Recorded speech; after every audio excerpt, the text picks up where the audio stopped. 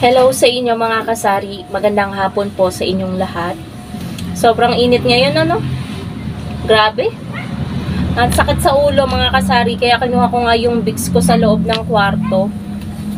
Nakakasakit ng ulo yung init ng panahon. Ang topic ngayon natin mga kasari for today's video ay yung bagong bukas na tindahan dito. Ano nga bang epekto na meron na naman tayong bagong kakumpetensya? May iba kasing nagtayo guys ng tindahan. Alam ko na share ko na to sa inyo dun sa mga nakaraan kong vlog namin magtatayo nga. Ngayon guys, meron na din silang mga panindang ganito. Kasi nung opening nila, mga lutong ulam pa lang. Pero ngayon may groceries na din sila. So, ano nga bang epekto na may bago tayong kakumpetensya? So, yan guys ang topic natin. Epekto sa tindahan ko, wala naman akong anything na nararamdaman na epekto sa tindahan. Actually, nitong mga nakaraang araw nga, malaki yung sales ng ating tindahan. Alam ko, nung nag-open sila, nung may mga groceries na din sila mga kasari, nung isang araw pa.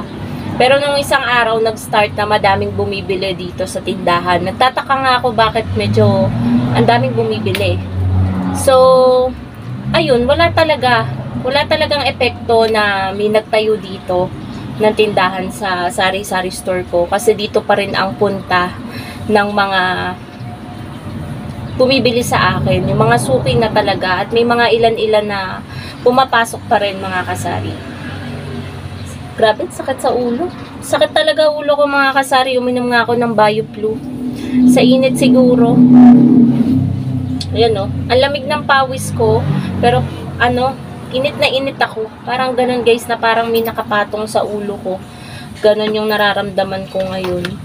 So, ano pa bang epekto? Wala talaga as in mga kasari. So, gusto ko lang i-share sa inyo kung merong mga magtatayo ng tindahan po na malapit sa tindahan nyo. Huwag po kayo masyadong mamroblema or mangamba. Bagkus, maging ready na lang din po kayo. Kasi, gaya nito, talagang ano ko talaga guys nag-ready talaga ako kasi alam ko medyo makaka-apekto ito sa sales ng aking tindahan pero wala naman as in talaga palang magiging epekto ito sa sales ng tindahan ko. Bagkus tumaas pa nga yung sales ng tindahan ko pero naging ready na din ako. May tao guys dito sa harap. Kasi kung hindi tayo magiging ready sa anumang posibilidad, 'di ba?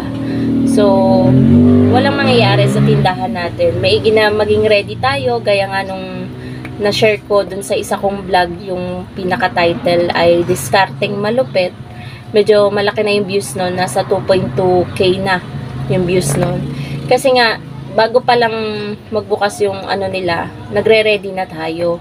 Syempre mga kasari, bilang sari-sari store owner, business owner, dapat ganyan yung mindset po natin. So, kaya din siguro walang naging epekto ito sa aking tindahan. And sa tulong na din siguro nung mababang pagpa-pricing natin. Kasi mga kasari, narinig ko dun sa mga construction worker na nagme-merienda dito. Pinagkukwentuhan nila. Ako naman natutuwa sa kanilang kwentuhan. Nakikinig ako ng very very light. Kasi nga, compliment siya sa tindahan ko na ay pre, dito ako bumibili lagi kasi medyo mababa siyang magpresyo. Yung Marlboro niya, 9 lang, doon 10. Yung Sting niya, Cobra niya, 20 lang, doon 25. Kasi mga kasari, yung mga bumibili na yan, mga customer natin, natutuwa talaga sila kapag nakakabili sila ng mura sa isang tindahan, yung alam nila na makakasave pa sila ng magkano, 'di ba? 5 piso sa Cobra at Sting.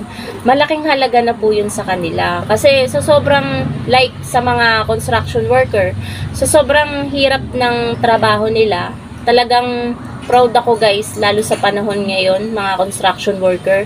So sobrang tirik ng araw, so sobrang init, nagtsatsaga sila, 'di ba mga kasari? Ano ba yung makakatipid sila ng ganong halaga? Malaking kasiyahan na po yun sa kanila. Kaya I think mga kasari na medyo kaya malaki din yung sales natin ngayon. Meron lang guys dumaan. Kasi nga gawa din sa ating pagpa-pricing. And siguro kaya may nakatayo dyan na tindahan, hindi naapektuhan yung tindahan natin. Siguro naninibago pa yung ating mga customer, kaya hindi pa nila tinatry na bumili doon. Wala pa kasi akong balita mga kasari kung mura ba sa kanila or mahal, kasi wala pa namang nagchichika sa akin dito na mga mamimili nila ganun, or yung ibang nakabili na sa kanila. Kasi ako nalalaman ko lang naman yung pricing ng ibang tindahan, gawa din ng mga bumibili sa kanila na chichika din sa akin. Kahit ako hindi magtanong mga kasari, ay nalalaman ko din gawa nga ng mga customer na bumibili dito. Kaya ayun po, piece of advice mga kasari, wag pa rin tayong magiging kampante. Kahit na tulad ko, ay wala namang epekto yan, ang laki pa rin ng sales ko kahit may bagong bukas na tindahan, hindi pa rin po ako nagiging kampante mga kasari. Basta ang isipin lang po natin, mag-isip po tayo ng solusyon kung ano pang i-improve, ganyan, sa sari-sari store mo. Gaya nga nang naisip ko, at siguro mga 2 months ko na rin ginagawa, talagang kapag may mga ubos na talaga na items mga kasari, namimili agad ako. Hindi ko na hinihintay yung delivery ni Pure Gold dahil always naman silang delay. Talagang kapag alam ko na mahalaga yon, parati siyang hinahanap ng customer araw-araw, pinamimili ko na po yan agad. And yun lang mga kasari, kahit kayo ay marami ng mga kakompetensya, kapag maayos yung pamamalakad nyo sa inyong sari-sari store, ay mag-i-stay pa rin sa inyo yung mga suki nyo. Kapag mura yung mga paninda nyo, maayos yung pakikitungo nyo sa kanila, mag-i-stay at mag-i-stay sila sa inyo kahit meron pang mga magtayo ng ibang tindahan dyan na mura din. Kung maayos yung pakikitungo mo sa mga customer mo, ay sa'yo pa rin sila bibili. Kahit medyo malayo yung tindahan mo, tas mas malapit sa kanila yung bagong bukas na tindahan, siguro may mga ilan-ilan na mawawala sa'yo. Pero 'di ba, may kasabihan tayo mga kasari, kapag may nawala or kapag may umaalis, may pumapalit, may dumarating na panibago. So yun na lang guys yung itatak po natin sa utak natin, ganon. And kung ano naman yung nangyayari sa takbo ng ating sari-sari store, yan yung nakatadhana po sa atin. And yung tadhana naman po mga kasari, kayang-kaya po natin yung baguhin dahil po sa ating sipag at tiyaga. Ano yun? Wala na akong 1.5, ubos na.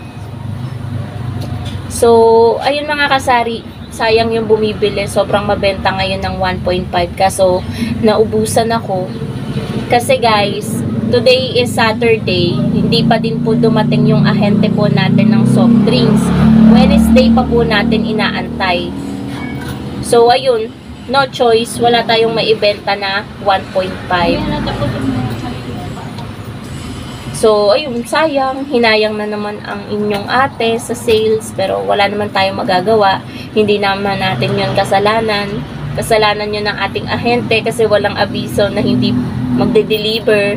And siguro naisip ko na lang kaya hindi sila nag-deliver, nagkakaubusan din po ng soft drinks. Kasi nga sa sobrang init ng panahon, mabentang mabenta talaga ang soft drinks.